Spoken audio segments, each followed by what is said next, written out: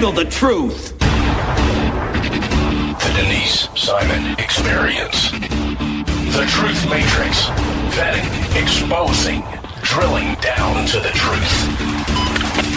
Rolling Thunder, this is Hitman. Seat over.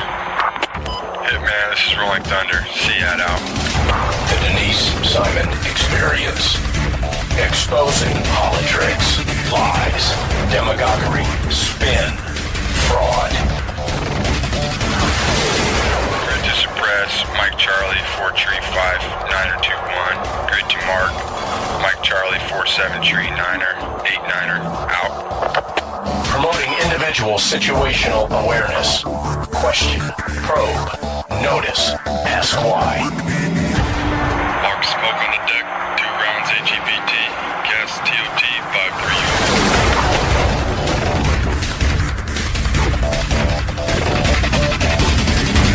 And now, the Denise Simon Experience.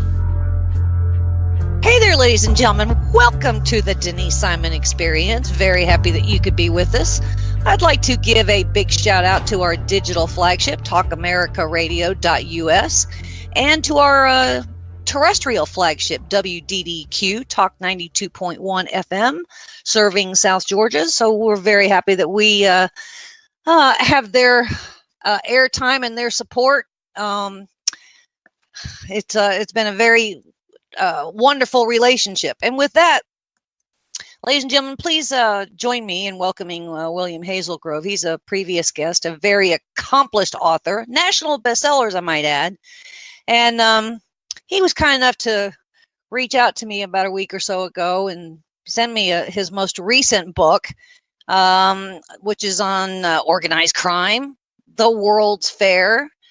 And the title is Al Capone and the 1933 World's Fair. I'm so thrilled with this because I used to live in Chicago. I was a little girl back then, so I'm very thrilled with this book. So, William, thank you for reaching out and sending me this book. Oh, thank you for having me. Let me start off by asking you this kind of question. Was Chicago always corrupt and always a base for organized crime? Well, it was a trading post when it first began. So probably, that sort of set the roots. And it just, people started to barter and trade. And then it became this sort of shipping hub with the Great Lakes. So, I think whenever you have a sort of central trading center, if you will, then probably corruption starts to creep in. Especially where Chicago is, because as you mentioned, certainly with Lake Michigan and the Great Lakes, but it was kind of its gateway to the West. That's right. That's exactly right. Yeah, and then you had the rail system. That's right. You had the rail system, exactly. And as you said, it's a jumping off point for a lot of people heading west. I mean, Chicago was it was Springfield. They'd go there, and then they'd go off on the Oregon Trail. So, people think of Chicago, and let's face it, Al Capone, we might as well go there.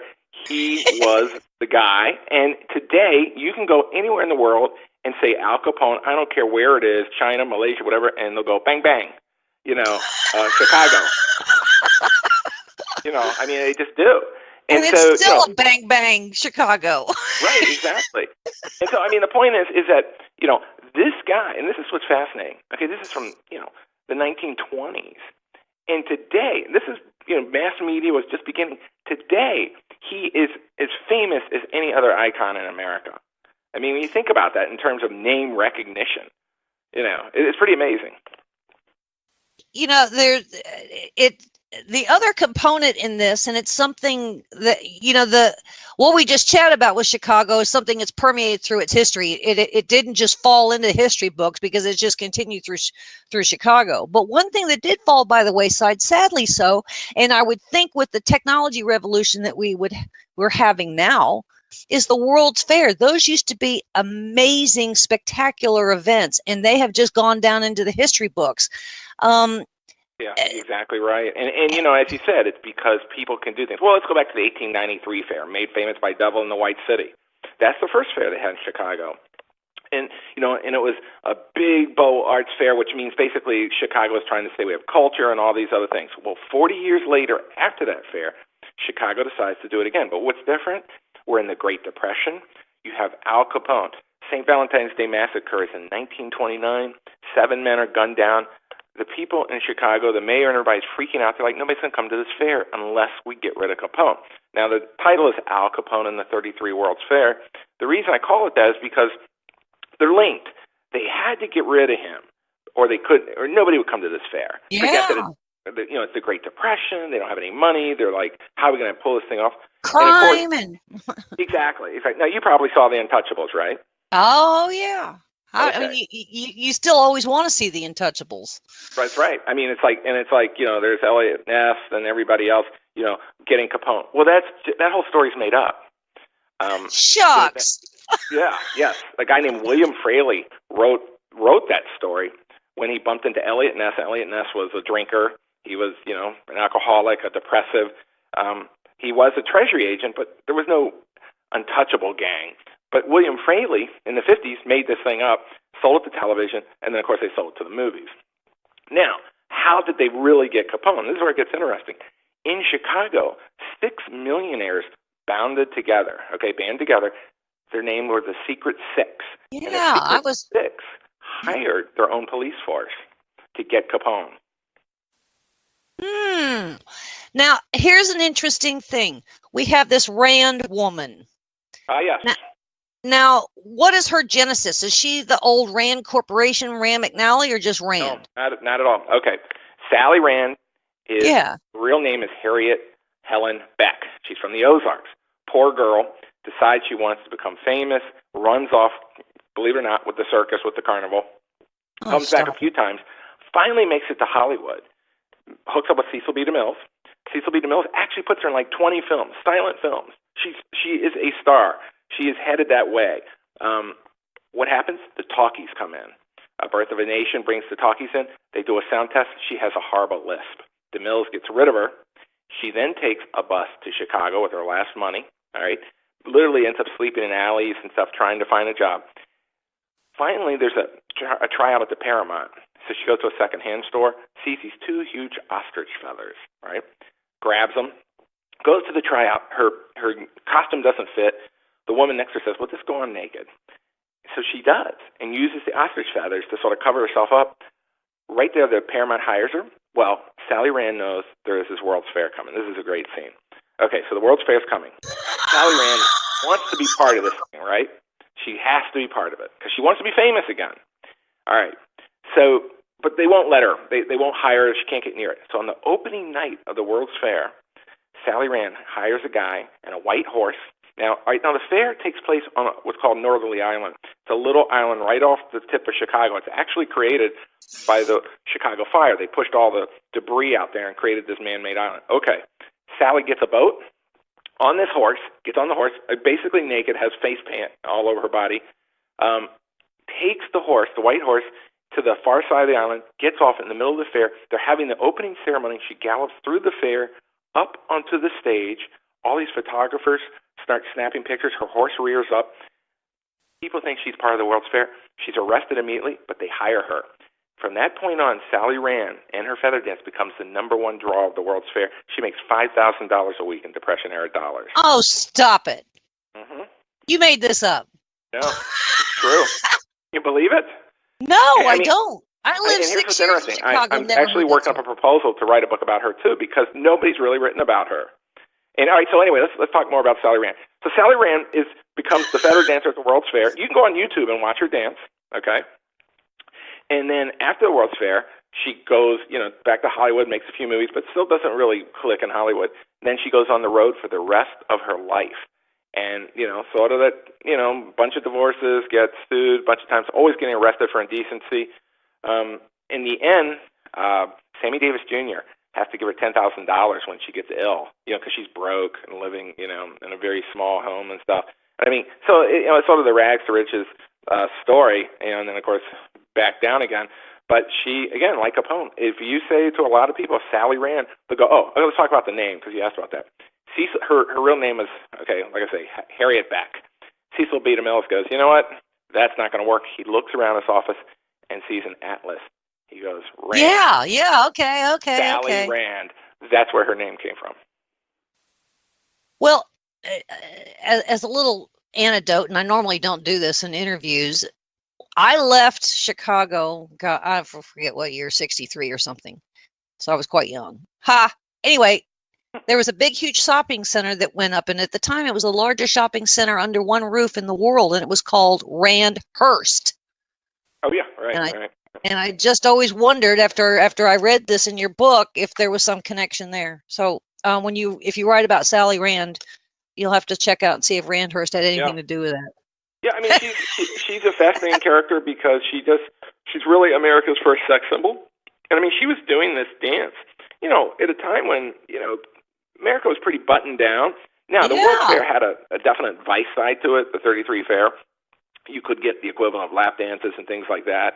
And Sally Rand definitely was in that part of the fair where, well, I won't say it was seedy, but it had various things. Genre. Yeah. So, I mean, now the main part of the fair is kind of interesting. The 1893 fair had the Ferris wheel, right? And that was a big deal. We're like, oh, big deal, Ferris wheel. But that was incredible at that time. Well, what did the 33 fair have? It had the Sky Ride. What was the Sky Ride? Well, the Sky Ride was this cable car, 625 feet up, that went across the lagoon over to the fair and back. Now, you say, well, big deal. Well, in 1933, nobody's been in a plane. It was a big deal. Exactly, because nobody had flown. Nobody had seen Chicago from such a high vantage point. So, it's interesting. When I did the research, here's another interesting fact. Only 10% of the people had a car in 33. Yes. So, I mean, people still had horses. We assume, 33, America's very modern. It's just not true. No. And add to that, it's the Great Depression. Literally, people have no money. Nothing. 30 of the banks have failed. A quarter of the people are unemployed. So what was then? I mean, we had the World's Fair. What are we really showing off in the World's Fair? Great question. Well, the World's Fair was a technology fair. It was a century of progress, okay? And here's another interesting point. It was the first corporate fair because they couldn't get any public funds. I mean, Chicago was literally bankrupt. Government didn't have any money. So corporations stepped in. Well, what did that mean? Well, they wanted to show off their wares. So what happened? Chrysler came in, created a whole assembly line where they would make a car in front of people from start to finish and then drive it off. And again, in 1933, you're talking about people who were born in the 19th century, a lot of these people. This was amazing to people. They just couldn't get over it. They had a canning factory set up there where people could press a button and watch cans of peas, go down an assembly line. People were just floored by this stuff. Okay, but it gets better. One of the big attractions of the 33 Fair is this.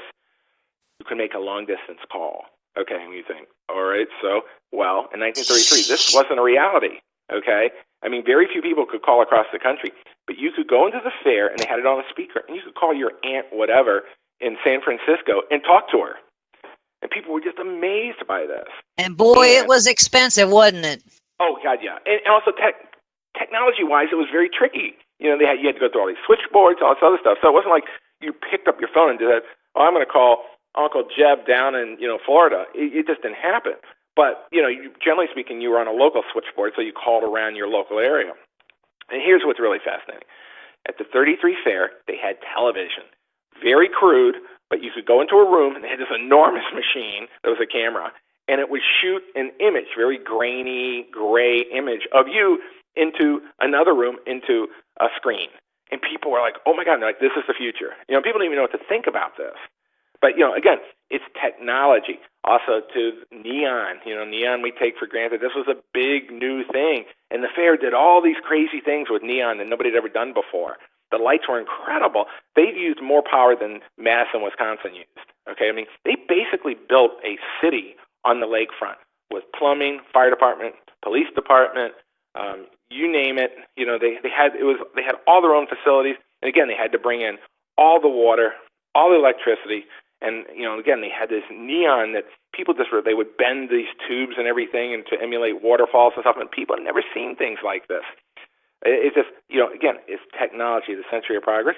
Here's another interesting thought. The suburbs, right? I'm sure you have suburban sprawl where you live. I have it here. Well, I lived in a Chicago suburb, yeah. Okay, you know of it, right? Okay, well, get this. Suburban sprawl, the homes they build are mostly very quickly put up prefabricated type of homes. Ordered out of Sears catalog. Right. This all started with the World's Fair. Why? Because they built on a man-made island where no building codes were there. So they could build any way they wanted. So they did really weird things. They used this stuff called sheetrock. Nobody had used it before. And they used plywood. Nobody had used it before, and because they had an adhesive. Here's another thing that's just amazing. There was no real color to anything then. If you were alive in 33, you would be in Chicago, and everything would be blacks and grays. And that's all it was, because they didn't have the technology for earth tones. For paint. Yeah. So the World's Fair, they had this paint that they created where they could actually create all these different colors. They called it the Rainbow City. Wow.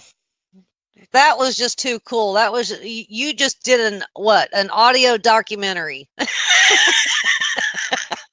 That's right. That's kind of cool. But now you talked about the Secret Six. Okay. Yes. Kind of expand on that. All right. So these 6 guys, all right, they band together.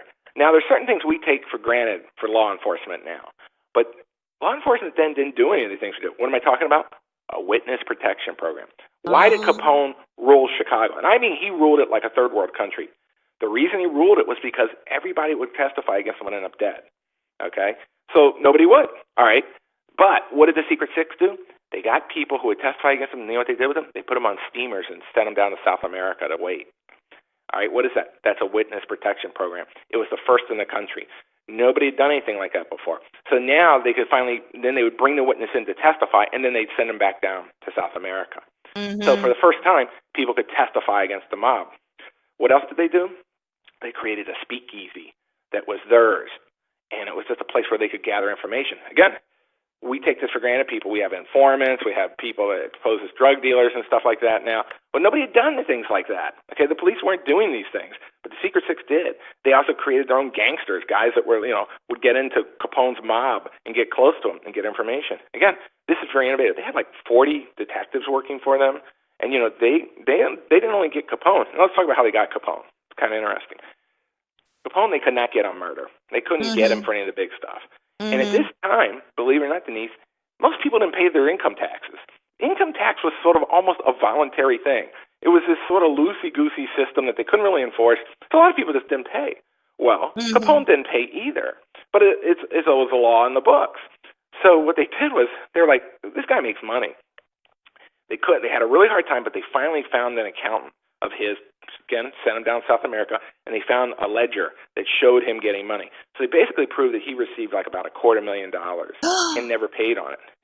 So, again, this murderer, this is how they get him. And they try and plea bargain it down, and the judge at the last minute doesn't accept the plea bargain. Capone goes away for 11 years for tax evasion, which is basically he's gone. I mean, they sent him off to Alcatraz. He also has syphilis, which in the final stages you start to go crazy. So that was starting to take hold as well. But again, tax evasion. Now, here's a really interesting connection. O.J. Simpson, right? Yeah. Okay. Now, they couldn't get O.J. Simpson for murdering his wife, right? Right. Okay. And that guy. Okay. What did they get him on? They got him on, basically holding up some guys for some football cards. Right. Okay. Memorabilia, yeah. They call that the Capone prosecution. And why do they call it that? Well, because what you do is you go, I can't get you for what you really did. So we'll try something else. Yeah, I'm going to get you for something else. But I'm really punishing you for what you really did. And that's why that woman threw Simpson in jail for so long, that judge, because she was really throwing him in jail for murdering his wife. So it's interesting because they call that the Capone prosecution. Fascinating. It is. I mean, and again, the Secret Six, nobody really knew who these guys were. I mean, this thing was, they had ideas. They thought it was the president of Sears and other guys, and a guy named Insull who ran the utilities. They had ideas, but these guys really did stay in the background. And Capone even said, the Secret Six are what finally got me. And he knew it because he couldn't buy them off. So, but he didn't know it at the time. He didn't know it until after he was prosecuted, correct, about the Secret Six? He had an idea. He had an idea, and he actually met with a guy named McCormick who ran Chicago Tribune. They met, and he said, look, what'll it take to get... Yeah, McCormick's got some big real estate there, too, the McCormick Plaza. Exactly. Yeah. But they couldn't be bought. So, in a sense, they were the untouchables, but that whole untouchable story, again, is total bull. That's just... Well, I was going to ask you. I mean, Elliot Ness was in fact a real person, but there was some poetic license. He was an agent. Yeah. He did do the things that he said, but they didn't bring Capone down. Pooh. That's a buzzkill. I know. I love the movie too. But where were the police all this time? They were there. They were bought off. They were paid off. You know, here's the thing: during Prohibition, everybody drank. Everybody was in a speakeasy. People made bathtub beer all the time. I was out with a guy last night who told me his grandfather used to make bathtub beer, and he said everybody did it. So it was like everybody drank. So everybody was breaking the law. Everybody was getting paid off. Capone during the Great Depression and before that was making $1 million a week, so he could buy anybody. Oh man! So the whole paradigm of continuing to pay off law enforcement even still goes on today, where the media is I would argue even part of that too, because they pay off people to get access and law enforcement to give them inside track information and all the other kind of stuff, right? Right, exactly. When you approached this book, William, what was in your research, what was the one thing that you discovered that you just didn't think you would discover and it was a mind blow? I think probably the Capone factor. And the fact that they built this thing during the Great Depression and they had no money at all, and the fact that 6 men banded together to catch this guy that nobody knew about, that was a mind blow to me. Because I too believe, So what witness protection, really, the genesis was a private witness protection situation that ended up becoming a real thing, correct? That's exactly right. Exactly right. So they didn't have government nothing witness like that, and they started it. The Secret Six started it, and again, that's why I call it Al Capone and 1933 World's Fair, because they're forever connected. What made you? Where did this whole story? What made you do this to start with? Was there something? I love Devil in the White City. I love Devil in the White City, Eric Larson, and then I went to this, and I was like, this is a great story. This is the second fair. So if your listeners out there love Devil in the White City, or then they're going to love Al Capone and the 33 Fair, because it's a very similar story of overcoming adversity, having this fair where nobody thought they could, getting rid of Capone when nobody thought they could, taking back control of the city when nobody thought they could. And it's just a fascinating story, of people and time during very dark times. But again, the fair was sort of a beacon of light, and Chicago pulled it off. But it didn't really last, did it? Nope, the fair was torn down. In fact, the fair, there was a riot at the end where everybody sort of stole different things. There was a fire. That's how the World's Fair finally ended in 1934, and it was all over. And then the era of fairs pretty much ended, with the internet and people being able to travel. And you could go anywhere you wanted. Well, you have brought some remarkable. I see a documentary really in this because if for nothing else about the Secret Six, and then what happened with the World's Fair and where time kind of went by us, and it's all in the history. So I think you've just done a remarkable job with this. And now it's kind of like back to business as usual. I would say, we've got corrupt mayors, and we had corrupt mayors in Chicago at the time, and we got corrupt mayors still in Chicago and still in, some major cities. So there's a lot coming out of your book here that I think you have kind of created a launch pad for people to go, oh, wow, I didn't know about this and didn't know about that, which they will continue the reader would continue to go look. But then again, what you've uncovered takes you to probably another half a dozen books, I would say. Absolutely. Yeah, I think people will like Al Capone, the 33 World's Fair. It's a very entertaining read. Congratulations, William, and thanks for being with us on the Denise Simon Experience and with this book, because it's a wonder. And if for nothing else, the takeaway could be the whole Al Capone prosecution. So thank you, and come back again when you got another one coming off the presses. Absolutely. Thank you for having me. All right, ladies and gentlemen, thanks. Stay with us though after the commercial break. There's more coming your way.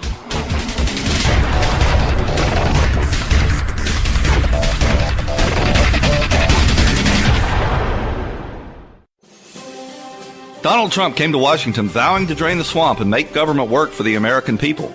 But the swamp creatures in D.C. aren't going down without a fight, and the deep state is determined to overturn the election and keep their gravy train rolling. In these turbulent times, it's critical for patriots to stay engaged and be prepared to defend this president. You can stay up to date on Trump's battle to make America great again by listening to America First Radio with Jim Dawes each weeknight at 10 p.m. Eastern on the Liberty Feed.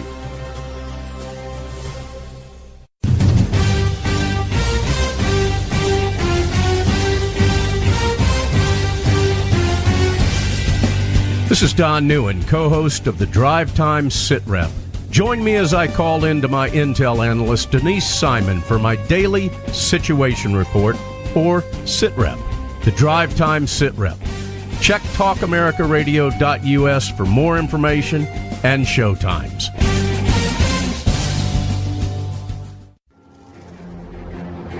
Let me talk to you, black people. When you vote for blacks and put them in office under the banner of the Democrat Party, please explain to me what black people get as a result. This was not a nap that we have been taking. We are in a coma. You know what the interesting thing about pensions is? That's today's money given to people who ain't doing nothing for you today. Get off that black Democrat tit that they've been sucking on. Your country is being stolen from you, and the promise is being stolen from your children, and they're telling you it's all right while the rest of the world is trying to lap us. Well, why are we doing so poorly? 2 words: teachers' unions. Are you kidding me?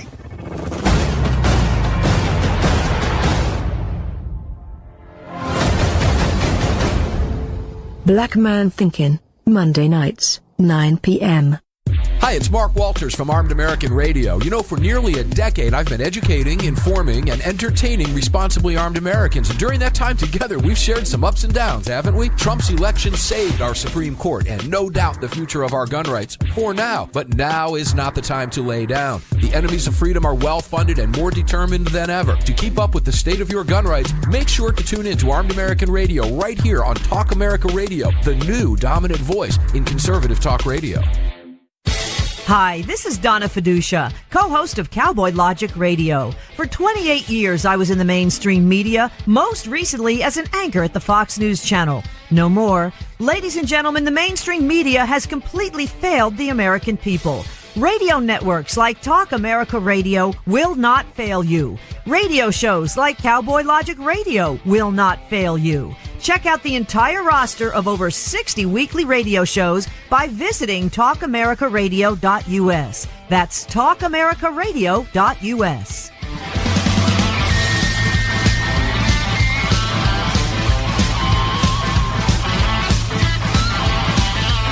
TalkAmericaRadio.us.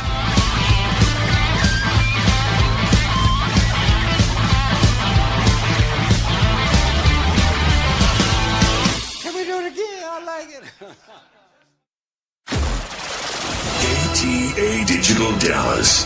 Talk America Radio. Simulcasting on WDDQ, Talk 92.1, Adel, Valdosta, Georgia. And WJHC, Talk 107.5, Jasper, Florida.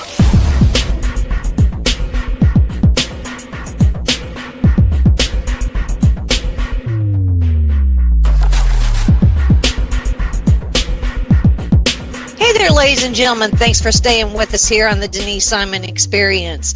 We're going to change some gears here. We're going to travel on down to Cuba and see what's happening down there. When I have to get some experts when we talk about Latin America and Cuba, I tap Luis Fleischman on the shoulder, and he's so good about coming on and talking to us. But he's with the Menengues Hemisphere over at the Center for Security Policy, and he's very, very dedicated to the whole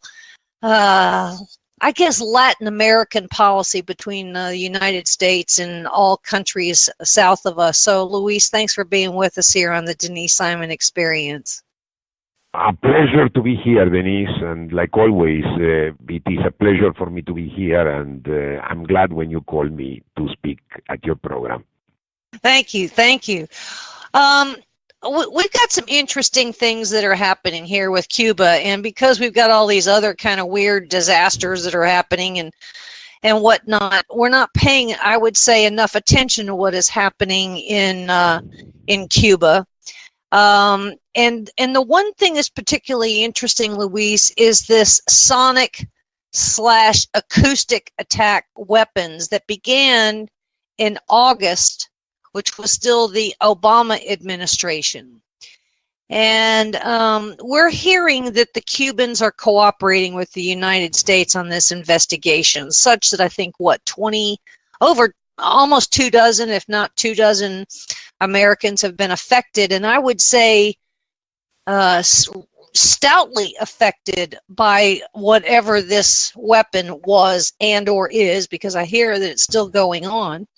And then there was some Canadians that were affected as well. So, Luis, it's also not just our diplomats that were being housed in Cuban housing, working out of the embassy in Havana, but it was also some CIA operatives working undercover there. Now, in your chatters and in your travel, are you hearing more about what this was really all about, other than what, say, Associated Press is telling us about these attacks, or what they call incidences? Well, no, not really. I think it is. I think that information is the same you get, which is through public media. Whether somebody actually else has more information, I don't know. But I think the most important thing about these attacks, these acoustic attacks, is that shows how aggressive the Cuban state is, and how distrustful is of the United States and also of U.S. influence. I believe that the Cubans are turning extremely paranoid, because the people who have suffered from these acoustic attacks are not only diplomats and people, people that have an official position with the U.S. government, but also people who actually went to travel. Just American tourists in Cuba have been the victims of this kind of acoustic attacks. Yes. And that means that the Cubans are basically suspecting everyone that comes with an American passport, and they are very suspicious and very paranoid about subversive activities, or maybe contacts with the opposition, with the Cuban dissidents, these kind of things. In other words, that is the paranoia, and that shows how the Cubans are very concerned about their regime and how much are they eager to preserve it. Luis, is there some kind of Russian component that could be involved in this too? Because I'm not going to give the Russians a pass on any of this. Well, let's put it that way. The relations between Cuba and Russia are old. And if we thought, let's say 25 years ago, when Gorbachev actually stepped out and basically stopped buying the sugar from the Cubans and being the main, let's say, the breadwinner or the bread giver for the Cubans, we have under Putin, although we don't have communism, but we have a new relation with Cuba that is not necessarily a relation of communist affinity or ideological affinity, but it is a relation where basically Putin is trying to recover, let's say, the Soviet power, the power that Russia lost after the Cold War. And at this point, Cuba is an ally. Cuba is an ally because it's an enemy of the United States, even though relations have been, let's say, are involving now diplomatic relations. The relations are not normal because the U.S. and Cuba Cuba particularly is not treating the U.S. as a friend, but Cuba is treating the U.S. clearly as an enemy. We are hearing, the positions of Miguel Díaz-Canel, who is the likely successor of Castro after 2018, and you see a very, very strong anti-U.S. discourse. So how normalization can take place, I don't know. Cuba also supports the government of Venezuela, which is a government that the United States opposes to, and so many other countries in the region. So Cuba continues to be what is called in rhetoric an enemy of the United States, and continues to be the same pariah state that it has always been. So therefore, Russia is taking advantage of all that in order to gain a strategic advantage in Latin America. And they will do it also with Venezuela. They are coming to the rescue of Venezuela as well, even though the regime is basically in very bad shape. The Russians are coming to do the rescue, and they have been the main providers of weapons. The Russian presence is also more active in Ecuador and in Bolivia and in Nicaragua, other countries that actually have sided with the Venezuelan government and have also been, in their ideology, they are anti-American. So yes, the presence of Russia in Cuba is crucial and definitely is going to have an impact. Well, I'm a little concerned because, we had we can't even begin to imagine what Obama and John Kerry had proposed to Raul Castro to normalize these relations and begin to have some kind of travel and trade and blah, blah, blah with Cuba. Now, Raul's going away. So we have this Miguel character who I would argue has been very patient. He's kind of towed the line and kind of come up through the ranks.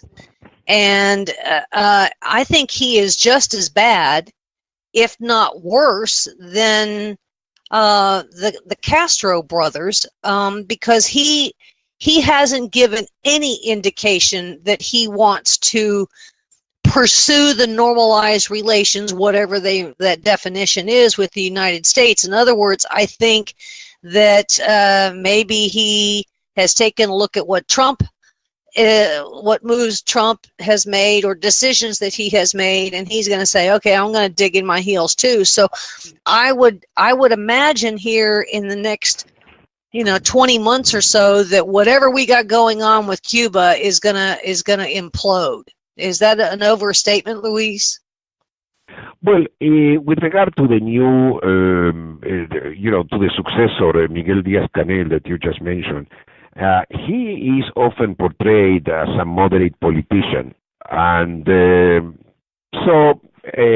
but on the other hand, most recently, he came out with very strong statements, invoking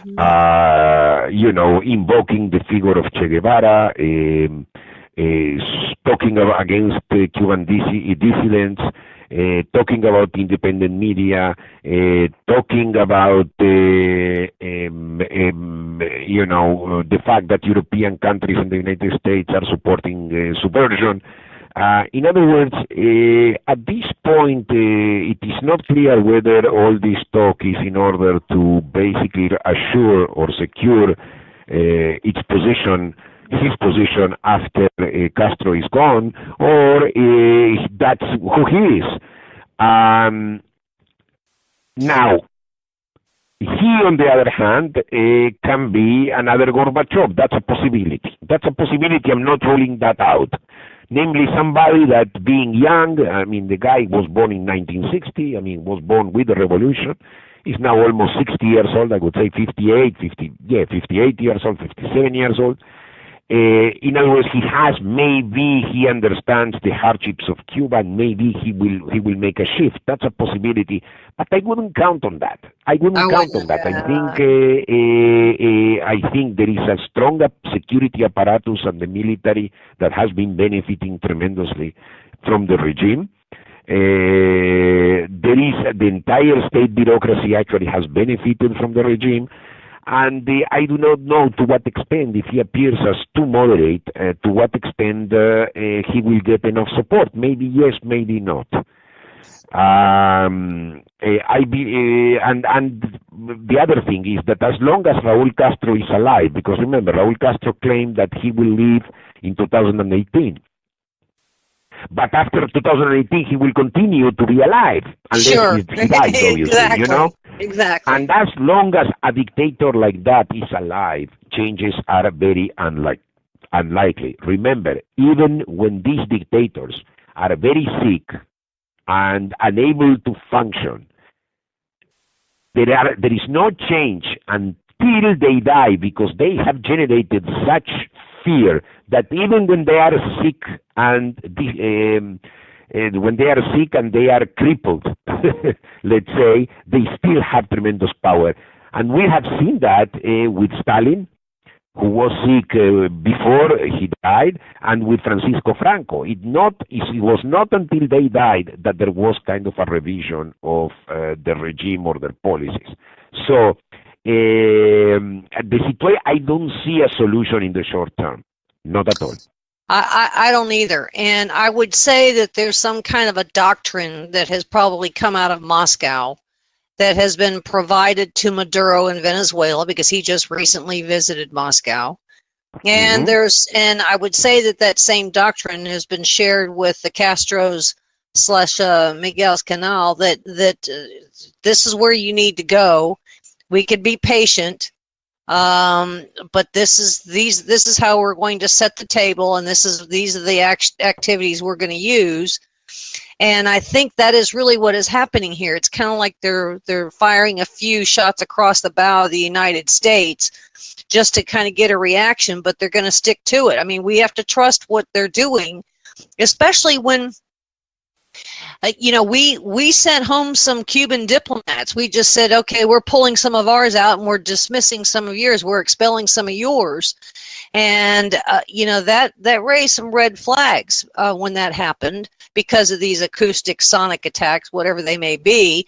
I believe that the State Department clearly knows more than what they're telling us for them to take the actions of dispelling or expelling some of those Cuban diplomats. Cuba has one of the bigger spy operations out there, and that's what I think a large part of their revenue is because they're spying on the United States and they're selling that intelligence. So, absolutely. The fact that we, under the Obama administration, that we eliminated the militant history of Cuba to normalize relations is still an outrage. And we've normalized relations. We go down there, we have a baseball game, we do all these fun things. And then in August, just before Obama leaves the White House, we come up with these, attacks, these incidences. So there's something more. That shows how treacherous the regime is. Yes. And so I don't think you can have a conversation about Cuba without having a conversation where Iran's relationship with them, Venezuela's relationship with them, and Nicaragua. And so who is always sitting in the background? And that's Moscow, right? Well, among others, yes, definitely. And China. Definitely, and there is like a traditional influence there from Moscow. There is no question about it. Well, so Trump has taken some aggressive, I would say quasi-aggressive actions on Venezuela, Maduro, and I'm good with that. But then those two also have consequences, Luis, and that is what is happening with, Colombia and some of the other, areas down there where these people are fleeing because, the country's in a full-blown tailspin. And we haven't heard one word really out of the Castro regime about what is happening in Venezuela, have we? No, not at all, because they support that regime. Interesting, isn't it? Very simple. They are supporting Maduro. There are 30,000 security troops in Cuba. In Venezuela, and with the support of Castro. And so therefore, there is no reason for them to say anything except in defense of Venezuela. And this is what they have done. The Venezuelan regime, I mean. Well, isn't it? And so we have this wonderful relationship now with Havana. Isn't it? Are we asking? Have you heard that our State Department is even asking any questions of the Castro regime? Not the State Department, neither Obama did, and obviously no. That has not happened, and I believe that even now, even if Trump actually requested that, probably it would be ignored, and. Obama knew that was like that was like a hot potato and not an issue that they wanted to discuss. But it's an important issue. It affects our security and definitely something that needs to be raised. And I've been saying that in my multiple articles. It's very, very curious how quiet our State Department has been when it comes to Cuba, Latin America, meaning Nicaragua, Venezuela, Honduras, El Salvador. I mean, there's almost been nothing there, such that we haven't even challenged the regime in Havana. Like, are you cool with what's going on in Venezuela? Because I mean, I haven't heard the Castro brothers say anything about it. No, obviously not. They only supported the regime. Yeah. It's going to blow up in our faces. I mean, if we terminate any kind of relationship, and it looks like we're headed that way, terminating relationship with Cuba, can you predict any kind of fallout from that, any kind of consequence? No, in my opinion, no. I think having a relationship with them or not having a relationship with them is basically the same, because we don't have any influence on the regime. And not under normal diplomatic relations, and certainly not when we don't have them. I would say that even with Iran, the situation is different, because Iran is even more sensitive, let's say, to the possibility of imposing sanctions.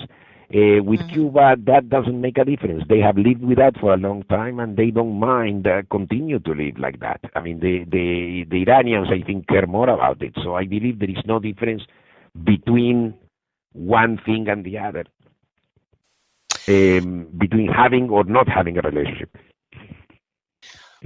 What's the general feeling of the Cubans in South Florida at this point? Are they? Well, I think there was a substantial number of people that actually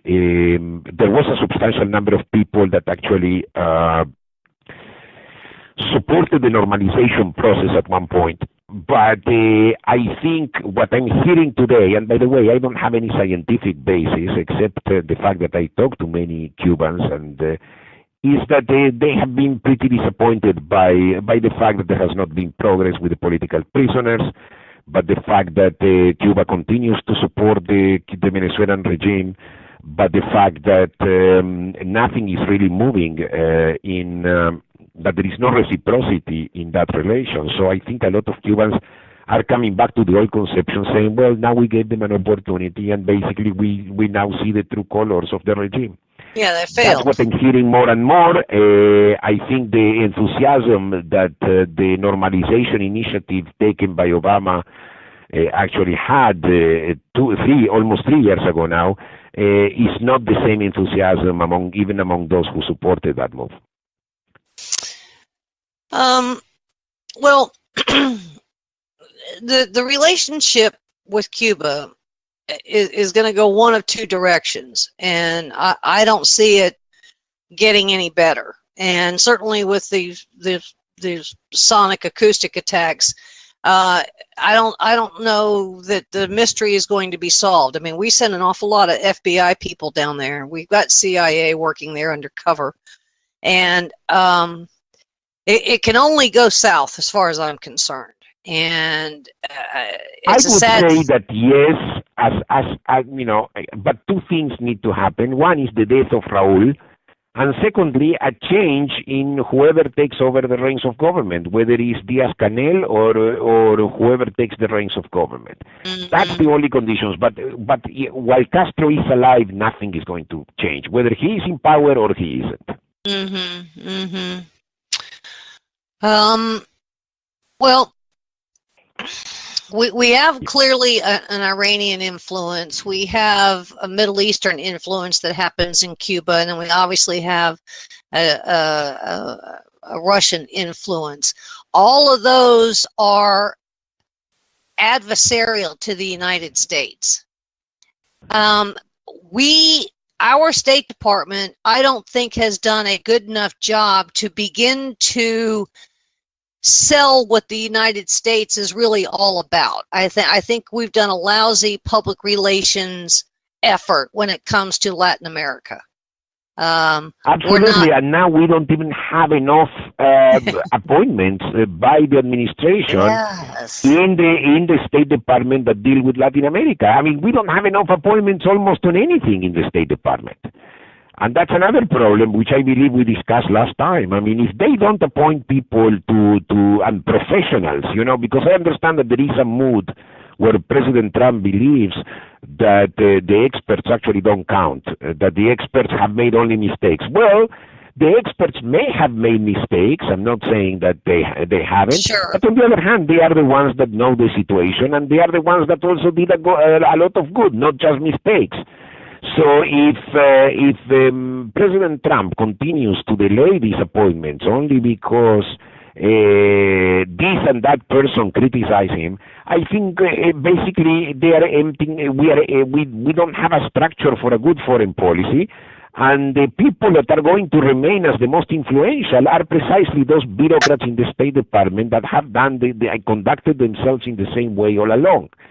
And that's the problem. For instance, why Thomas Shannon today is such an influential figure, let's say, I'm talking about Latin America in particular, and partly because there have not been serious appointments of people that could have, let's say, a good conservative foreign policy, or at least a foreign policy that is directed in coordination with the White House. So, in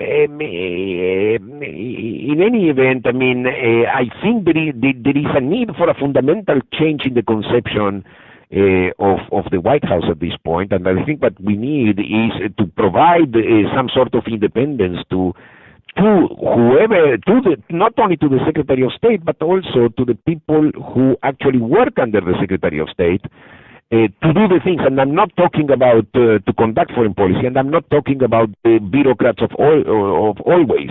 You know, the bureaucrats that always actually populated the State Department. I'm talking about, you know, people that are loyal to certain philosophy and know how to conduct these foreign policies.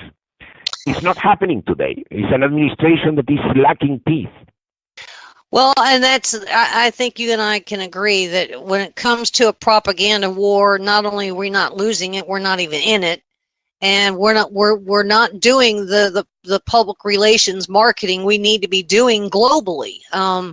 You know, I think that we were misunderstood. We were misunderstood under the Obama administration, and today I would say that we're probably more misunderstood than we ever were, because nobody knows necessarily what to think here at this point when it comes to foreign leaders and whatnot. But no, absolutely, we need to create, and I think there are certain things that the Trump administration is doing that are really good. Like, for instance, to show that we are not Obama, we are not kind of this weak nation that we have been perceived to be under the Obama administration.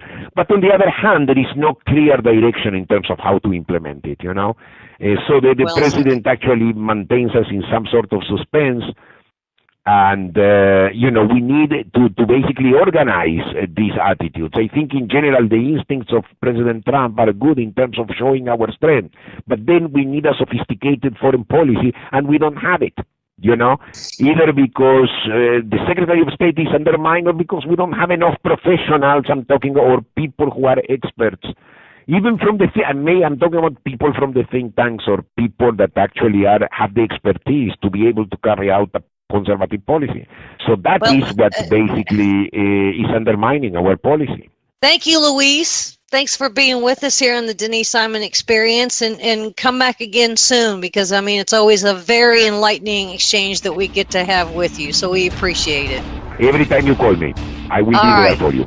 All right, good deal. Thank you. Thank you. More coming your way, ladies and gentlemen. Stay with us.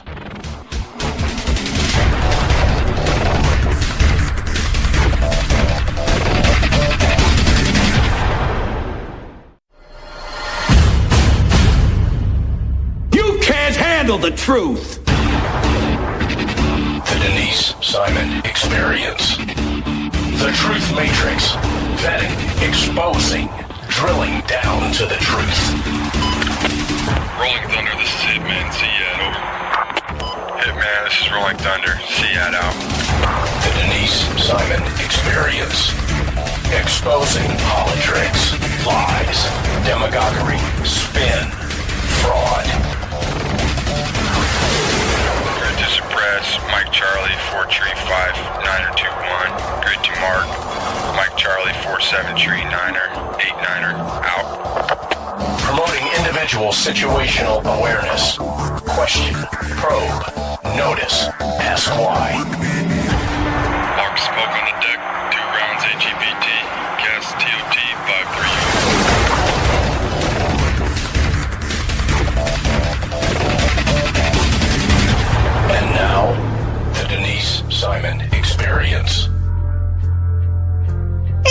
Ladies and gentlemen, thanks for hanging with us here on the Denise Simon Experience. Very happy that you could stay along for the wild ride, because we do cover things from the sublime to the ridiculous.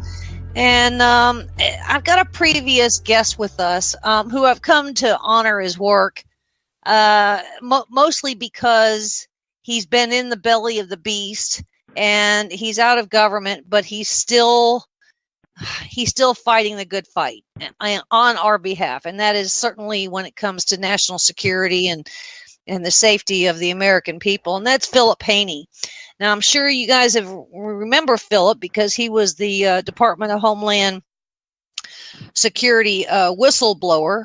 And he has written a book. And if you haven't gotten it, haven't been able to read it, please do.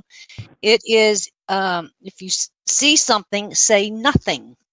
Because he had quite an experience doing what he was doing at the Department of Homeland Security. In fact, he's testified before Congress, I don't know, 3-4 dozen times at least. So, Philip, thanks for being with us on the Denise Simon Experience. Yeah, it's an honor to be back. Nice to talk to you again.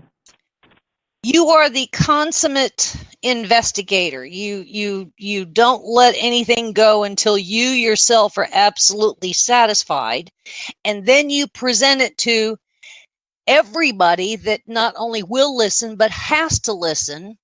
And even those that don't want to listen, you're kind of in their face going, "Hey, this is unresolved." And I really like it because you just never give up. And you've got a lot of years at this, Philip. Is this fire in this belly going to go on until you just can't handle it any longer? Yeah, until I'm too old and feeble to move. I haven't been released from it. I mean, I don't have the luxury of walking away from it because it's still an ongoing story.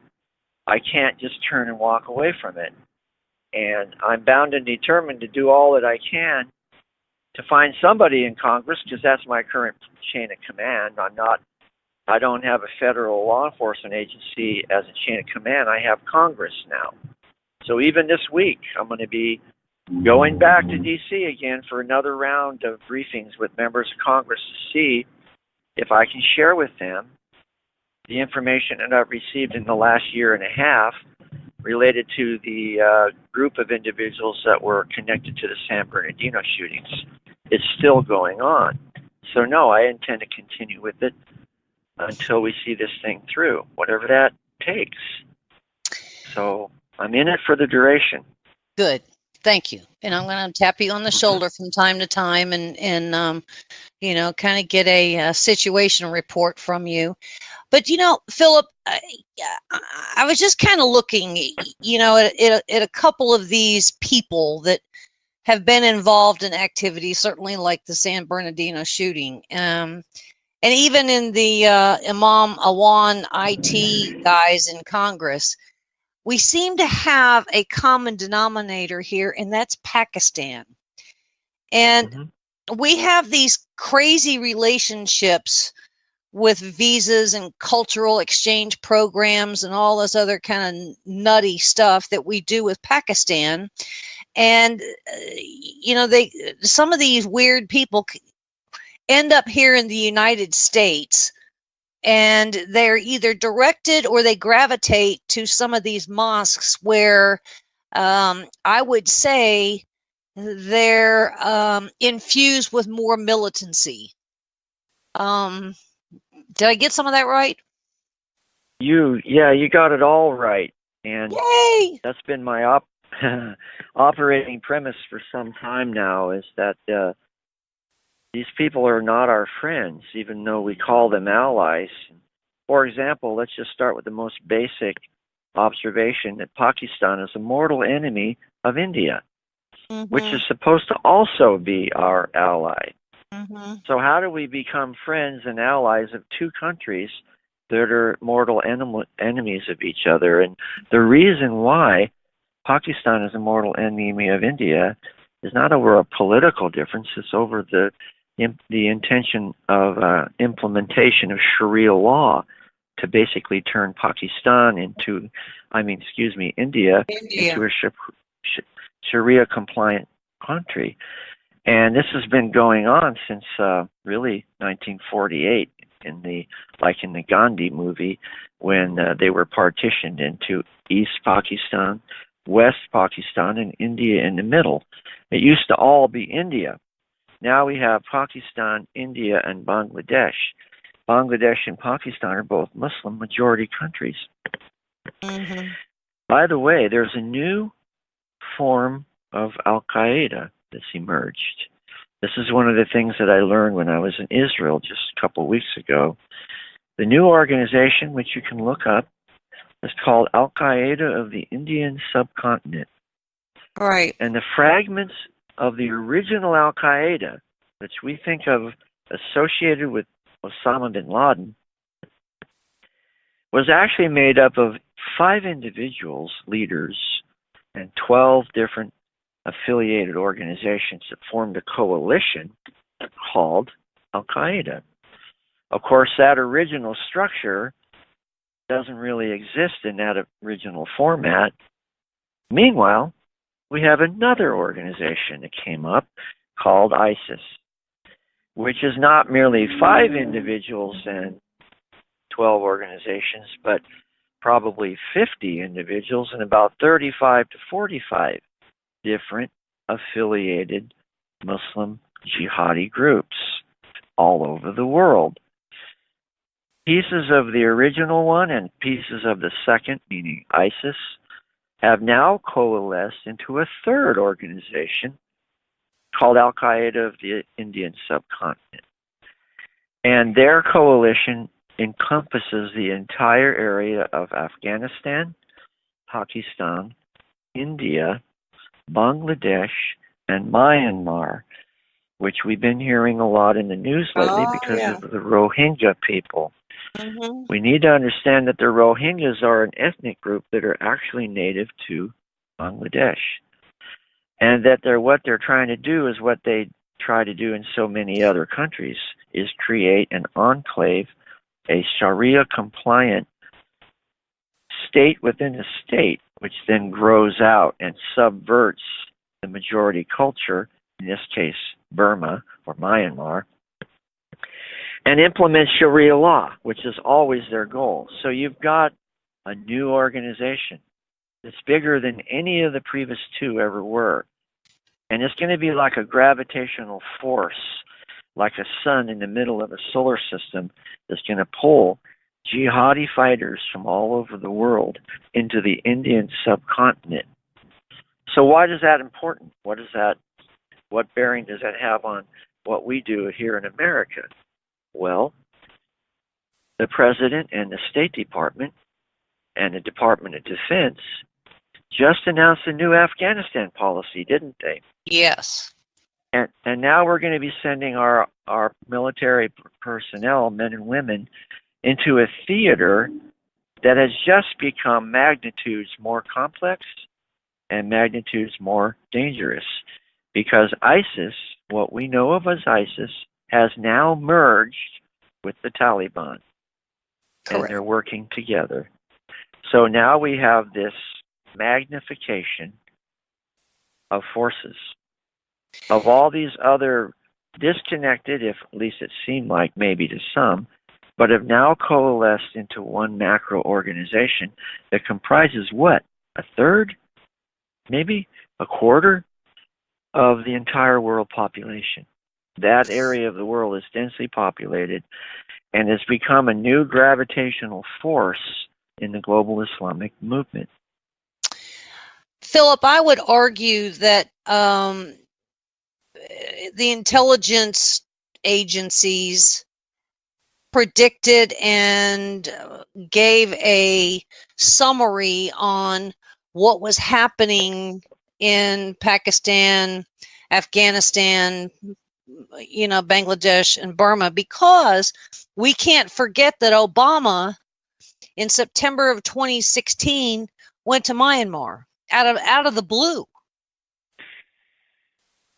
So I think You're right. That's a good point. Mm-hmm. He knew They were given the heads up, so it was kind of like, we got to go over there and check some things out and see how big this problem really is. Mm-hmm. AQIS actually was formally inaugurated about mid-2014.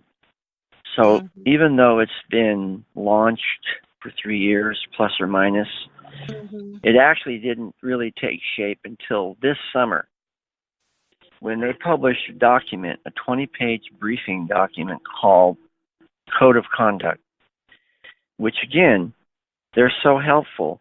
They posted it online in really clearly written English. In other words, it's designed for the English-speaking world to read, of exactly what their strategic goal is and what tactics they intend to use to accomplish the goal. And at the top of the list, and I mean literally, the target are Americans and Israelis.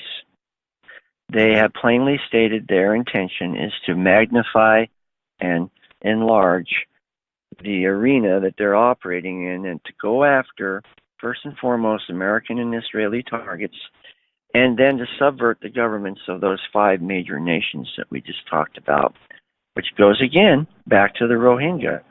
That's part of the AQIS global strategy. And again, you might, just for the sake of discussion, wonder, well, what does that have to do with us in America? Then that ties into the book that you mentioned at the beginning, See Something, Say Nothing. The group that I worked on that I got in so much trouble for was called Tablighi Jamaat. Yes. Tablighi. And guess where Tablighi Jamaat comes from? Pakistan. Pakistan and India, the Indian subcontinent. Yet, if you imagine your fingers on your hand, your index finger might be Lashkar-e-Taiba, the group that did the Mumbai massacre. The next finger might be Tablighi Jamaat. The next finger might be, which is the group I worked on, the Deobandis, which is another name for the same kind of Muslims. The fourth finger on the hand is a group we've all heard of, Taliban. The Taliban are Deobandi Muslims from the Indian subcontinent. When they go to madrasas when they're kids growing up, they learn the Deobandi ideology of Islam, and they go to the battlefield to implement the Sharia, the attempt to implement Sharia law in the country where they're fighting, which in this case is Afghanistan. But Tablighi Jamaat is operating here in the United States and all over the world. And so the U.S. government shut the case down in 2012, eliminated the information out of the system, and even that wasn't good enough. Then they came after me to find probable cause to indict me on criminal charges for violating the civil rights and civil liberties of these foreign nationals, these non-citizens coming from that part of the world, because they said that I was violating their rights and their privacy by implying that they were part of a terrorist group, meaning Tablighi Jamaat. And now here we have AQIS, Al-Qaeda of the Indian subcontinent, merging into the global arena, and lo and behold, the Taliban and all the rest of these Deobandi groups are part of the coalition. So was I right when I was a law enforcement officer? Absolutely right. Absolutely. Now, is Deobandi kind of a revisionist movement, Phil? They're a revival movement. Okay. They are a Salafi movement. Okay. Salafi, by the way, you might know, but just in case, Salafi does not mean radical. We hear that word Salafi, and it's often the connotation is somehow that it means radical. It doesn't. It means original. Oh, okay. What do you mean by original? Original is to go back to the Sunnah, the pathway that Muhammad followed. In other words, they're going back to the form of Islam that Muhammad himself practiced. The orthodox, fundamental kind of Islam that existed when Muhammad was first here, which what? Included macro component of conquering by the sword in order to take new land and new territory. We're going back to the 7th century approach to Islam, which saw the beginning of one of the fastest and largest expansions in the history of the world.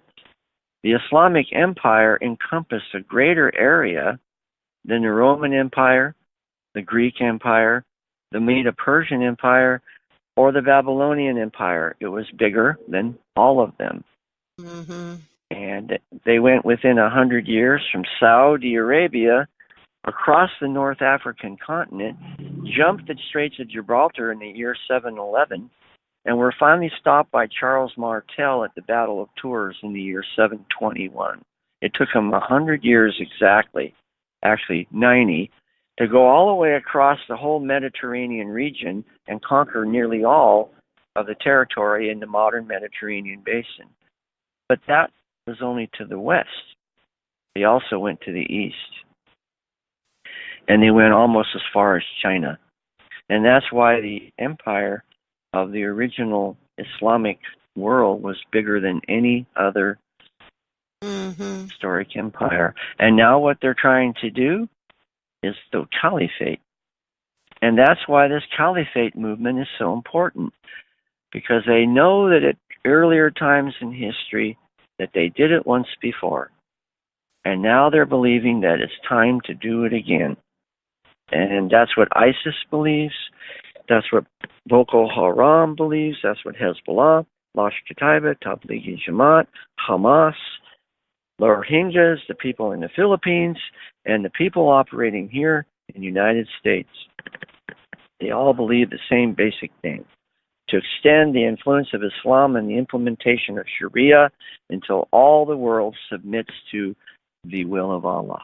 That's very, in a nutshell, what they're seeking to do. But what they argue about, sometimes violently amongst themselves, is the tactics, not the strategy, not the goal. That is the same. What they argue about is how they go about doing it.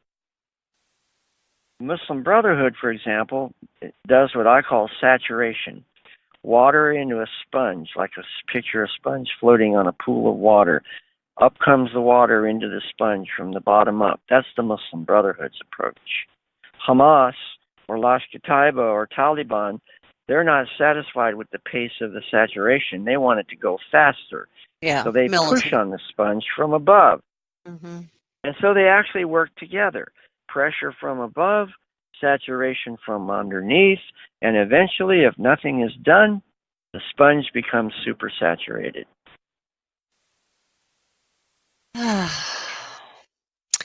So Yeah, yeah. Now, we know that members of Congress know some of this because you have imparted some of this to them. They also get their normal intelligence reports. We know that CENTCOM knows a lot of this. We know that the Pentagon knows a lot of this. And I would argue even the State Department knows it. But the State Department, to me, is the biggest culprit of them all, as is the United Nations. Such that the policy, the admittance of the issues and the conflict and the militancy is being so diluted that when it gets to the press, we don't understand the significance nor the size. Did I get that right? It's like a tea bag. Yes, it's like a tea bag.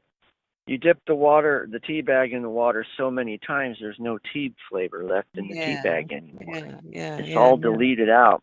If you want a good example, although it's not Pakistan per se, look at the Kurdish referendum for independence that they just had, what was it, last week? Yes. And the State Department came out immediately and said, we will not support it. We consider it to be an illegitimate political and non-binding. Mm-hmm. Non-binding. When these guys, the Kurdish, have been our best ally in the Middle East for the last 15 or 20 years. They love America.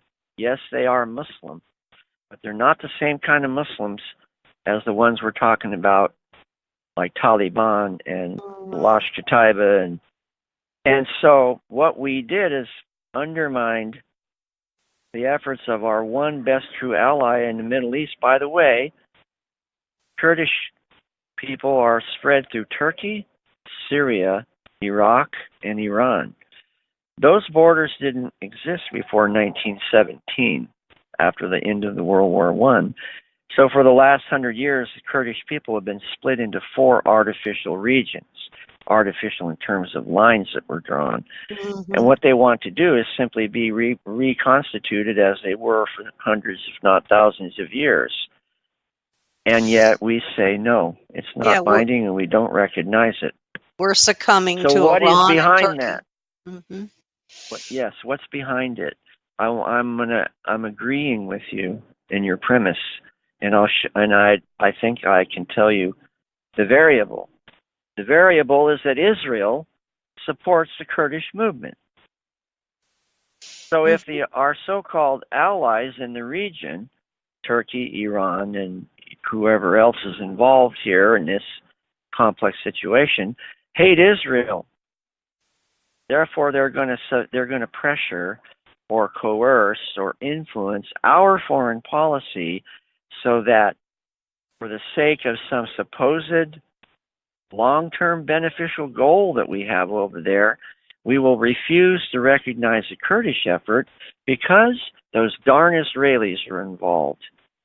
And we can't authorize or acknowledge their influence in the Middle East. So we won't recognize the Kurds either, because we certainly don't want to offend our great neighbors and allies in that part of the world by acknowledging by default Israel's presence in that part of the world.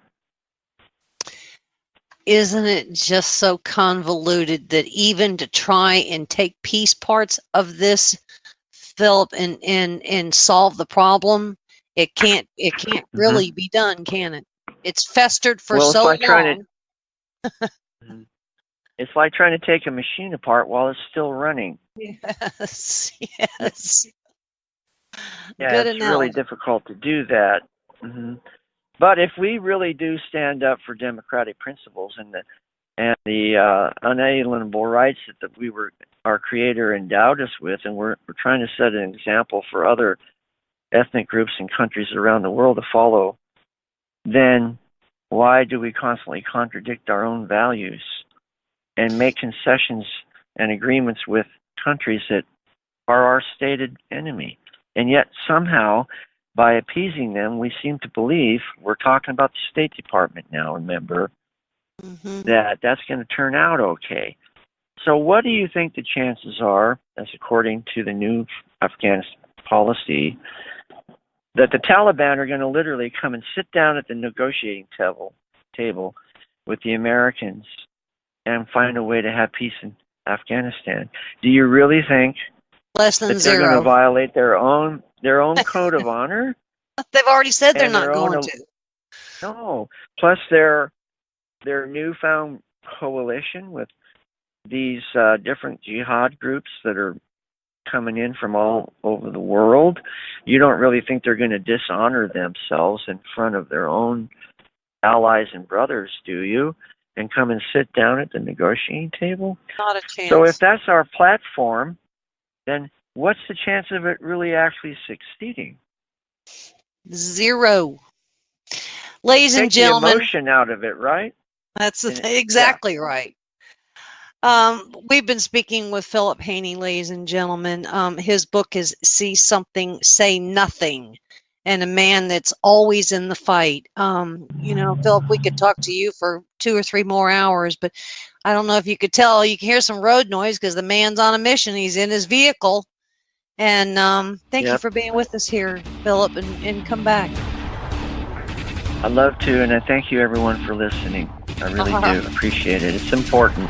Yes, sir, it is. There's more coming your way, ladies and gentlemen, so stay with us.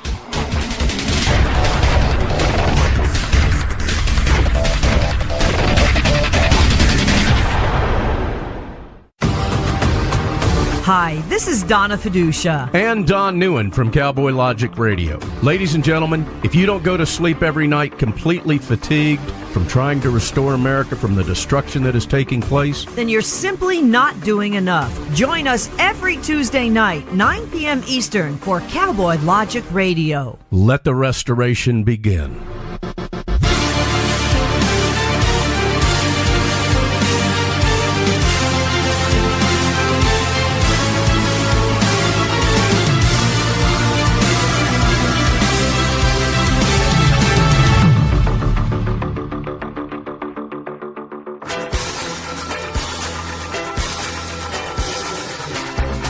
Hi, this is Denise Simon, the host of the Denise Simon Experience. I feel compelled to tell you people that Don Newen is my favorite talk radio host, period. Not Mark Levin, not Rush Limbaugh. I can't do this. Do it, Denise. Read it. Read it, Denise. Not Sean Hannity or Laura Ingraham, but yep, Don Newen.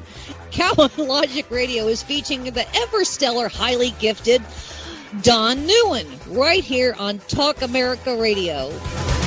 This is Don Newen with Cowboy Logic Radio. On behalf of my beautiful co-host, Donna Fiducia, I'd like to express my gratitude to Denise Simon for those kind words. I don't think I could have done it better if I would have written that myself. Cowboy Logic Radio, every Tuesday night, 9 p.m. Eastern, right here on Talk America Radio.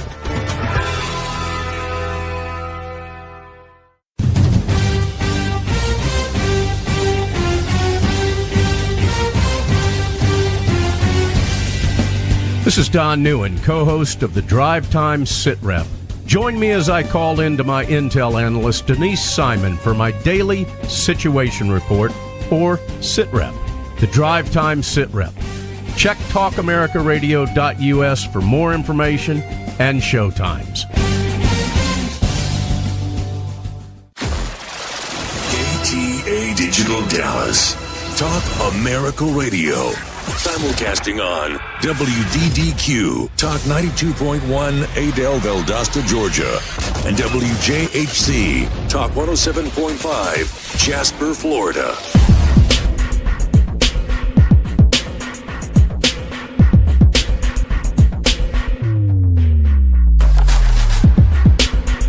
Hey, ladies and gentlemen, thanks for staying with us here on the Denise Simon Experience. We're going to kind of discuss here a topic that is actually getting some good press, and that is Iran and the nuclear deal, whether it's going to be recertified or not so certified. And somebody I haven't actually spoken to in a long time. I reach out to her every once in a while, but it's been a long while, and that's Clare Lopez, who's a former CIA officer and a vice president for research and analysis at the Centers for Security Policy. And if anybody has got any stick-to-itiveness when it comes to policing everything that has to do with Iran and the nuclear program, it's Clare. And Clare, you have been making the rounds. I've heard people say that they've seen you on this panel. You've done a remarkable job. That you've been made an appearance over here. You've done a remarkable job. So I would agree with that. You do your homework, and you do a fabulous presentation such that people can really understand what they need to understand. So thank you for all the good work you do. Well, then thank you very much. I'm always glad to be back on with you, and look forward to talking with you. One thing that's kind of interesting, I'll start off before we get into the nuclear side, and that is listing the Iranian Revolutionary Guard Corps as a terror organization. And I don't know that we've actually pulled that trigger yet. You may know more certainly than I, but Iran has already put out some threats against the United States if, in fact, we do that, which is kind of a mind blow that we haven't already done it. We've had decades of reasons to declare them a terror organization.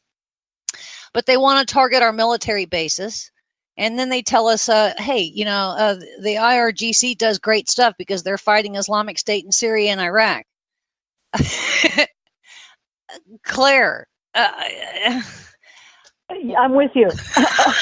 I'm with you in. That's a whining way of saying what the heck. So, let's get this straight, right? If we don't allow Iran to go nuclear, with this deal, it's going to attack us. Then it seems to me it's much to our advantage to get this over with now before they actually deploy their nuclear weapons rather than after. Yes. There's so much. I guess the thing I'm most angry about with the Obama administration, when it comes to North Korea, when it comes to Russia, when it comes to Cuba, when it comes to the FARC in Venezuela, and when it comes to Iran, when it comes to Syria, they literally dismissed all of the exported terror in history of these countries and these leaders. And in the case of Iran, it's especially glaring because we did this, I don't even know what, JPOA. It's an agreement that I don't think anybody signed. And then we gave him hundreds of millions of dollars on top of that. I think that makes me the angriest of all, that the Obama administration was so dismissive that these leaders, these countries didn't pay any consequence, right? Exactly. And to get back to your question before about the IRGC being listed as a terrorist organization, you're absolutely right that there is, there are decades worth of evidence that they belong very much so on that list, beginning, of course, with the revolution in Iran itself by the Ayatollah Khomeini and his cohorts in 1979, the seizure of our embassy that year. Only a few years later, in 1983, the attack on our Marine Corps base in Beirut, as well as our embassy, not to mention attacks on the French that same year, too. Those attacks, of course, carried out by Hezbollah, and then carry it right forward to the alliance that the IRGC made, that Iran made, with Al-Qaeda in about 1990 and the early 1990s going forward. And we know this from the 9/11 Commission report, that the regime of Umar al-Bashir, which is a criminal regime, he, the president, still the president to this day, wanted by the International Court at The Hague for war crimes, genocide essentially of Sudanese people, in particular in Darfur, but other places too. He invited jihadis of the world to come to Khartoum in that year of 1990. The Iranians came too, so did Hezbollah, and that's where the deal was struck between the Iranians, or I should say maybe among the Iranians, Hezbollah, and Al-Qaeda. And from that point onwards, you had a terror alliance that resulted in 1996 in the Khobar Towers bombing, our Air Force base in Saudi Arabia. 1998, the attackers at the East Africa embassies in Nairobi and Dar es Salaam were trained by Hezbollah, because the deal essentially struck in Khartoum was for Hezbollah, which had figured out how to do big building suicide bombings with trucks, which is what happened to our Marine Corps base in 1983 and the embassy as well. The deal was for them, Hezbollah, to train Al-Qaeda how to do those big building bombings with suicide truck bombers. That happened in 1998 in Dar es Salaam and Nairobi. Then go to the USS Cole in the year 2000, which wasn't with a vehicle per se, but a boat in the harbor, but the same idea against the USS Cole. And then finally, of course, 9/11. And this was a collaboration among Iran, Saudi Arabia, Hezbollah, and Al-Qaeda. This is a documented fact. Nobody wants to face up to it. But as you said, there is a long, decades-long history of terrorist activity by the IRGC. Never mind all of the provision by the IRGC. We should say that stands for Islamic Revolutionary Guard Corps. That's the acronym for that there. The provision by the IRGC of explosives and explosive devices, including IEDs and VBIEDs, car bombs, in Iraq against our troops and coalition troops in the 2000s. So for all of these reasons, yes, the IRGC should be designated a terror organization. It meets all of the legal qualifications to be on that list. One that I'd like to throw in there was the AMIA bombing in Argentina. Yes. Which, interestingly enough, is a case that is still, after all this time, because somebody murdered the prosecutor 2 years ago, 3 years ago, and documents are still coming out. There's actually been some kind of a quasi documentary that was actually made on this thing too. So, yet that is another one. But yeah, so this brings it to our hemisphere, the Western Hemisphere. Yes. And once again, yes, we have Hezbollah acting on orders from Tehran. Hezbollah, by the way, does not just do willy-nilly. It doesn't go off on its own and engage in rogue operations on the big stuff. It takes orders directly from Tehran. The chain of military command goes from the Secretary General, Hassan Nasrallah, of Hezbollah, on up through the IRGC, maybe the Quds Force, that is a branch of the IRGC, and to Tehran, to the Supreme Leader himself, the Ayatollah Ali Khamenei. And so it was on two occasions, actually, in Buenos Aires, 1992, the first attack against the Israeli embassy took place in Buenos Aires by Hezbollah on orders of Iran. And then 1994, against this Jewish cultural center, again in Buenos Aires, again by Hezbollah, again on orders of the Iranian leadership. So this Argentinian, incredibly brave prosecutor named Alberto Nisman began to investigate the second of these, the 1994 cultural center bombing, the AMIA, as the abbreviation is for that center. And it took him a long time, and he finally came out with I think it was over 500-page, in Spanish anyway, indictment in 2013, if I'm not mistaken, if I'm recalling right. And it was so large because it was not just about the cultural center bombing. That was the heart of it, but the investigation he put together was far wider ranging and had to do with the activities of Iran through its embassy in Buenos Aires, giving orders, managing the operations, the terror operations of Hezbollah in South America, operating Hezbollah out of the tri-border area. That's a place where Paraguay, Brazil, and Argentina come together in a kind of a lawless, ungoverned space. And that is where Hezbollah first got its foothold in the Southern Hemisphere. In the Western Hemisphere in South America.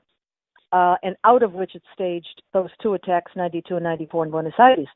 Well, Nisman was scheduled to provide testimony to the Argentinian parliament in January of 2015, right? Or 2016? 2015. 2015. Yeah. The document came out in 2016. He was assassinated in his own apartment the night before the testimony. Which means that the government of Argentina, headed by Cristina de Kirchner, who inherited that post essentially from her husband, and her foreign minister, I think his name is Hector Timmerman. I'm remembering all of this if I can do it right. You're right. Good job. And so they would have been implicated very deeply in Alberto Nisman's testimony. Well, so he was assassinated. But the information that he had put together, the case he put together, implicating not just the Argentinian leadership government, but Iran and Hezbollah, did get out, is my understanding, out of the country and into other safe hands before he was assassinated, of course, fearing such a thing, I suppose. And as you said, things have been dribbling out ever since. But the important thing for us, even more than these horrific terror attacks that took so many lives and injured so many more, is that Iran and Hezbollah operate more or less unimpeded in the Western Hemisphere, and that means all the way up South America, through Central America, and on up into Mexico, where Hezbollah teams up with the Mexican drug cartels and runs operations straight up across our, at least up until now, undefended southern border, unsecured southern border, and all the way on up into Canada. Those operations include narco trafficking and all kinds of other things like money laundering and contraband running and different kinds of fraud and scams that they run to support themselves. So all of that comes together in the indictment, really, against Iran and Hezbollah. And for the Obama, John Kerry, and Hillary Clinton team to dismiss all of that is, I think that into itself is probably a criminal action that I don't even begin to know how to define. Well, it's at a very minimum dereliction of duty and failure to uphold oaths of office to the Constitution that they all took. But coming to the nuclear deal, which is where we were headed, I think here is that President Trump is facing a deadline on Sunday, that is October 15, on whether or not to recertify this nuclear abomination of a deal that Obama struck with the Iranian leadership, other P5+1, that is the permanent United Nations member, Security Council members of the United Nations, and the +1 is Germany, plus the IAEA, International Atomic Energy Agency. That deal concluded in July of 2015. It's called the JCPOA, short for Joint Comprehensive Plan of Action, otherwise known as the nuclear deal with Iran. So because of an act of Congress, the president must recertify every 90 days that Iran is in compliance with that deal. Now, President Trump acceded and did recertify in both April and July of this year, 2017.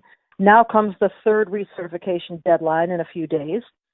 And all indications are that he will not recertify. Now, there are many reasons why he should not, but that alone does not withdraw the United States from this abomination of a deal.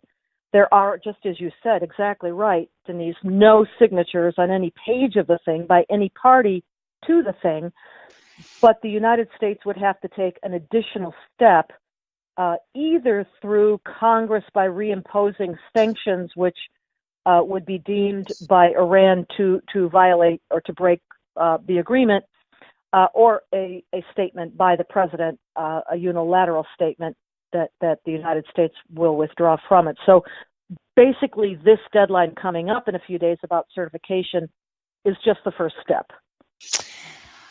Well, as a primer here, Claire, define for the listeners a PMD, a possible military dimension. Right. So we know from the historical record that the Ayatollah Khomeini, in the depths of the Iran-Iraq War of the 1980s, around 1988, that would be about a year before Khomeini died, turned to his IRGC and said, "We got to get the bomb. Get the bomb." The IRGC went to Pakistan. They went to the so-called father of the Pakistani bomb, A.Q. Khan, and bought blueprints and parts, centrifuges, and what have you. And that launched the Iranian nuclear weapons program. It continued, if you can believe this, for the next 14 years in secrecy. Now, I don't know what various intelligence services might have found out or known about it during that time, but from 1988 until August of 2002, the program, the secret clandestine Iranian nuclear weapons program, was not known publicly nor to the IAEA. But then in that month of August in 2002, the Iranian Democratic Opposition Group in exile, the National Council of Resistance of Iran, held two, I guess, pretty much simultaneous press conferences, one in Paris, their headquarters at that time, and one in Washington, D.C., where they basically blew the lid off the Iranian nuclear weapons program. They revealed various sites whose names have now become fairly familiar to us. Natanz, the enrichment site; Isfahan, the conversion site; places like Iraq, the plutonium light heavy water reactor, and other sites from that point onwards were revealed too, Lavizan, Shion, Fardo. Suffice to say that every single facility in the Iranian nuclear weapons program that we now know publicly, every site was revealed by someone else, either the Iranian opposition, the National Council of Resistance of Iran, or in some other way, intelligence services, satellite imagery. The Iranians are and remain to this day a signatory of the Nuclear Non-Proliferation Treaty, which obligates them, under the terms of that treaty, to reveal to the IAEA every facility in their nuclear program and to open those facilities for inspection. Well, they didn't do that for 14 years, and they still haven't. So now comes along, let's jump ahead to the Obama administration taking office in 2009, I believe, taking office with an agenda to basically turn the Middle East over to the Iranians as the hegemon of that region. Now, the Sunnis were going to get their bit. The Sunnis of the Muslim Brotherhood was supposed to get North Africa. That didn't work out so well, but that was the idea. That the Iranians would have their Shiite crescent across the Middle East, but to ensure that and cement that, they had to have nukes, or they believe they did. It is a sine qua non for the regime in any case. And Obama wanted to help them with that. Then that's where we get this abomination of a deal, which began to be negotiated in secret when John Kerry was then chairman of the Senate Foreign Relations Committee back around 2000. Oh, it's got to go back to about 2011 when it first started in secret using Oman. The Sultan Qaboos offered Oman as the place for them to meet secretly. That was the beginning on up through when Kerry becomes Secretary of State. By the way, fun fact, John Kerry was first introduced to then Iranian ambassador to the United Nations, Javad Zarif, in the early 2000s, maybe about 2002 or so, again when he was still in the Senate, John Kerry. That relationship really bore out for the Iranians all these many years later, as John Kerry was the lead negotiator, first as Senate Foreign Relations Committee chairman, later then as Secretary of State under President Obama. I hold that he was essentially recruited. I mean that in the intelligence sense of the word recruited.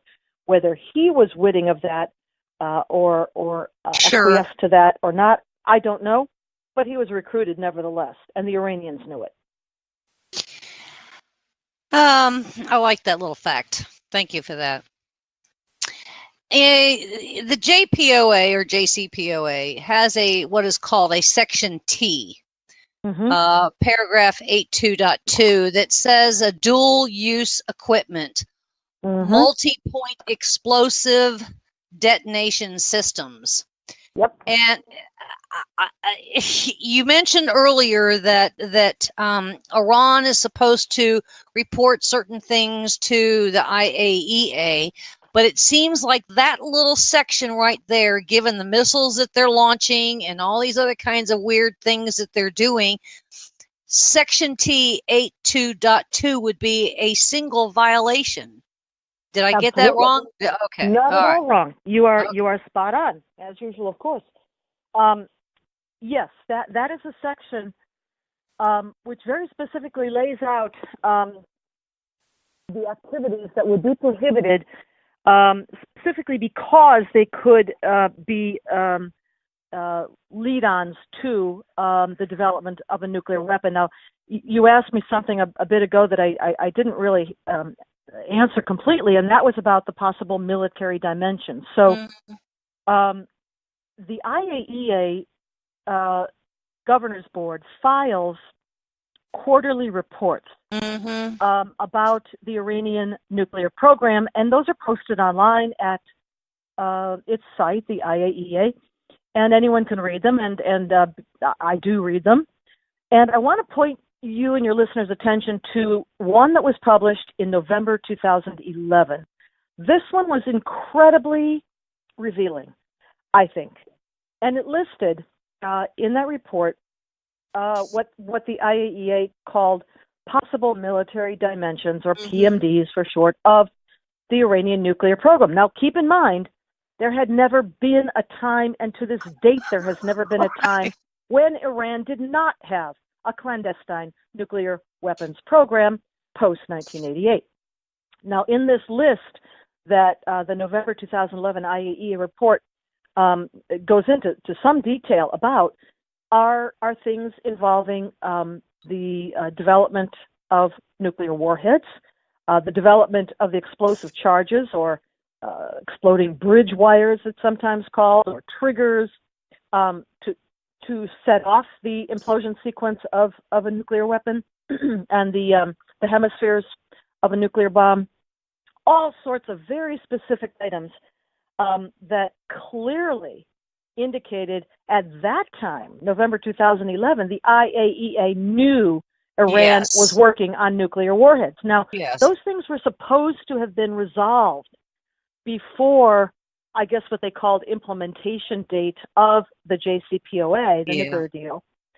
But instead of actually resolving them, and there was a list, I think it numbered maybe 12 items, maybe one of those had been resolved, and the remaining 11 were never resolved. They were simply done away with. They were swept under the rug, and the IAEA certified to make the JCPOA go into effect that all was well, everything's fine, we're satisfied. Well, they weren't satisfied, and neither are we, and Iran obviously is still working on pretty much all of those things, and certainly in collaboration with the North Korean regime of Kim Jong-un. Thank you for saying that. Ladies and gentlemen, we've been speaking with Clare Lopez, Vice President for Research and Analysis at the Center for Policy Security. Remarkable, very specific, great delivery, easy to understand, and thank you. We could discuss this for probably 3 hours. It's kind of hard to compress it all in 25 minutes. It is. There's a lot to it. But thank you. You know, we got to get out of this deal. We got to ditch the deal. Please, President Trump, ditch the deal. Don't just recertify. Ditch the deal entirely. And then think about how we can help the Iranian people to achieve their liberty and get a regime that has oppressed them for decades out of power, and instead bring the Iranian people to their true liberty and the ability to choose their own government. Well said. Thank you, Claire. And thank you, ladies and gentlemen, for being with us on the Denise Simon Experience. We'll see you again real soon.